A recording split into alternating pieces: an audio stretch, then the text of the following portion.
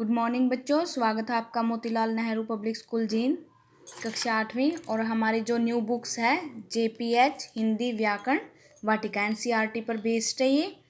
ठीक है, आपकी यही बुक लगेगी। पहले थी वो ओल्ड बुक थी, उसमें से करवा रही थी आपकी, अब ये न्यू बुक्स लगेगी। ठीक है, अब आपको इसका फर्स्ट चैप्टर बोली लिपि और व्याकरण के बारे में मोस्टली आपको पता चल चुका है। आज हम इसका सेकेंड चैप्टर करेंगे। ठीक है, इसका सेकंड चैप्टर का नाम है वर्ण विचार। क्या नाम है इसका? वर्ण विचार, फोनोलॉजी। ठीक है, तो भाषा के स्टार्ट करते हैं।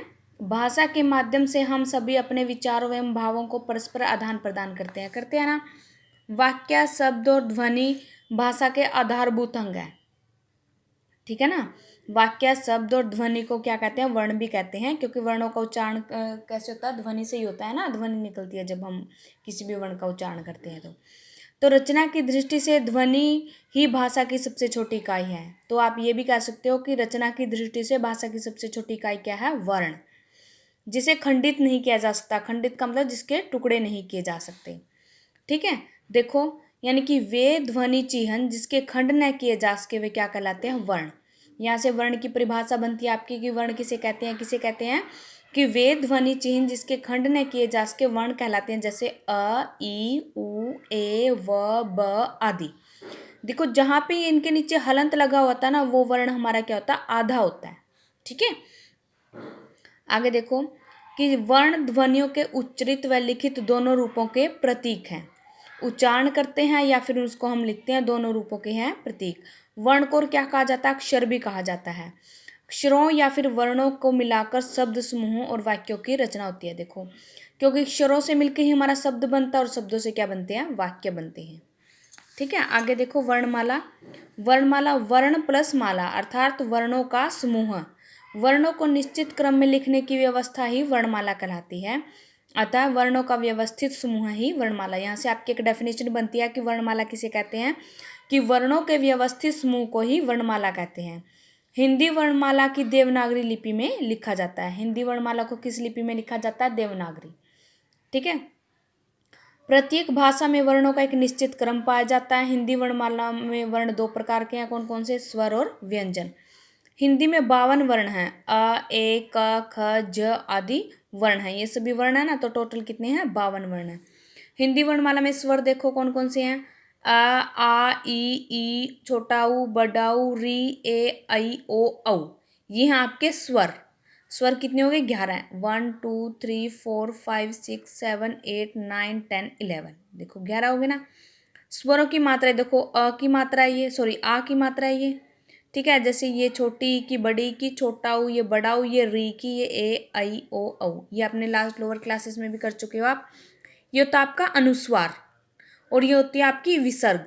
जहाँ पे पीछे दो बिंदु लगे होते हैं ना, वो विसर्ग होते हैं, और ये ऊपर जो बिंदु लगा होता है ये अनुस्वार होता है। व्यंजन देखो, क से अंग तक क्या होते हैं? कवर्ग।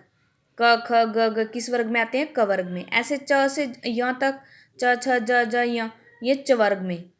ट, ठ, ड, ड, ण ये किस में आते हैं? टवर्ग में। कितने? तो एक वर्ग में कितने वर्ण हो गए? 5।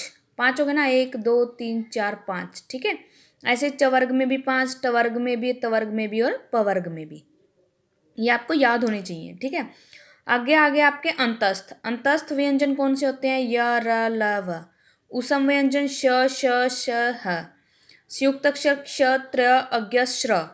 ठीक है, और आगत यानी कि जो किसी दूसरी भाषा से जब हम किसी वर्ण को लेते हैं तो उसे आगत व्यंजन बोलते हैं। जैसे आ, ज, फ। देखो, जिसके नीचे एक छोटा सा बिंदु लगा होता है और ये ऊपर ओल लगा होता है। ठीक है, आगे अतिरिक्त व्यंजन जो अन्य व्यंजन है वो अड़ और ढ। ठीक है, ये सभी आपको याद होने चाहिए। ठीक है, ध्यान होना चाहिए इन सभी का। आगे वर्णमाला के भेद। उच्चारण व प्रभाव के आधार पर हिंदी वर्णमाला के 2 भेद हैं। कौन कौन से? स्वर और व्यंजन। स्वर क्या होता है कि जिन वर्णों का उच्चारण बिना किसी अवरोध या रुकावट के हो उन्हें स्वर कहते हैं। उनके उच्चारण में मुख के भीतर से वायु बिना रुकावट के निकलती है। ठीक है, सभी स्वर स्वतंत्र होते हैं। हिंदी में 11 स्वर हैं, मैंने आपको बता दिया पीछे भी। ठीक है, मेन डेफिनेशन क्या है कि जिन वर्णों का उच्चारण बिना किसी अवरोध या रुकावट के हो, यानी कि जिन वर्णों को बोलते टाइम हमें किसी इजीली हम उसको बोल सकते हैं, कोई रुकावट पैदा नहीं होती उनको बोलने में, तो वो हमारे स्वर कहलाते हैं। ठीक है, स्वर के 3 भेदांगे, हर्षव स्वर, दीर्घ स्वर और प्लुत स्वर। ठीक है, इनकी अब डिटेल हम आगे नेक्स्ट टाइम पढ़ेंगे। ठीक है, ओके बच्चों, थैंक यू। ये आपको बहुत अच्छे से रीड करना है और ठीक है, मेन मेन डेफिनेशंस हैं जो इम्पोर्टेंट चैप्टर है ये आपका, बहुत अच्छे से रीड करना आपने ये। ठीक है, ओके बच्चों, थैंक यू।